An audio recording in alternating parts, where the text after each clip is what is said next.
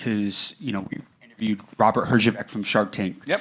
Who a lot of people are familiar with. And I asked him the question, I said, Robert, what do you think is more important, what you know or who you know?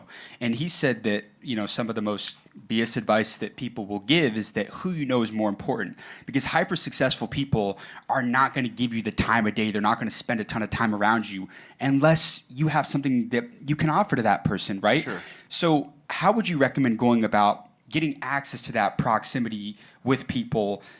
Obviously a lot of it can be through money means, but are there any other ways that you would look to attach yourselves to the right people? Like The first and foremost, most important way to have access to anyone is to seek to serve more than you seek to be served. And what does that mean? That means you have to get your mind off yourself. People who have a hard time selling, they can't sell because they want to make a sale so they can make some money.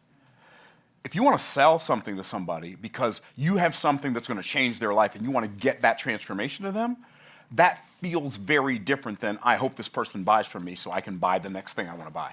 So thinking from the marketplace, how can I serve this person? How can I make this person's life better?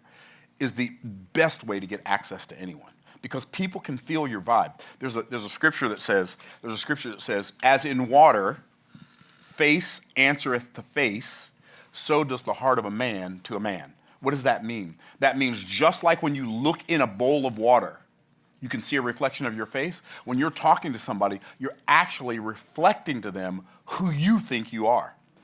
So you pick up vibes from people. You can feel whether somebody's trying to work you or whether they really care about you.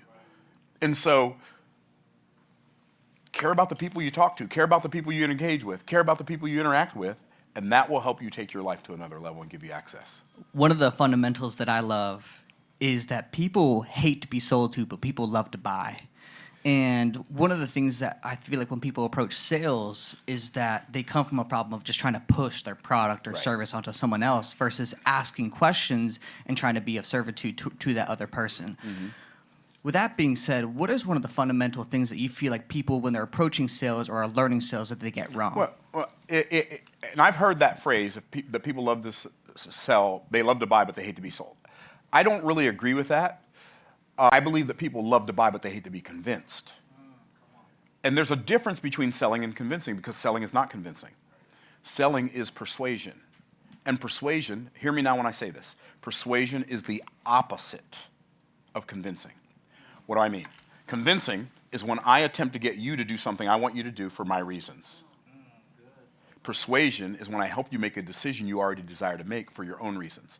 See, I don't have to push anything. The reason I don't have to push anything is because I woke up one day and I realized, and I don't know what day it was I woke up and I realized it, but I woke up one day and I realized that there are already thousands, tens of thousands, hundreds of thousands, or millions of people in the world who would love to buy what I'd love to sell if they only knew I existed.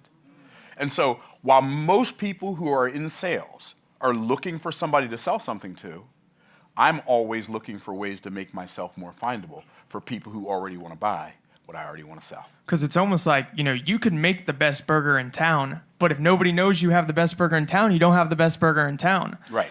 There was one also thing, in the interview with James, the first one that we did, you had mentioned that, broke people, they trade time for money, but wealthy people, they create offers in order to buy the things they want. 100%.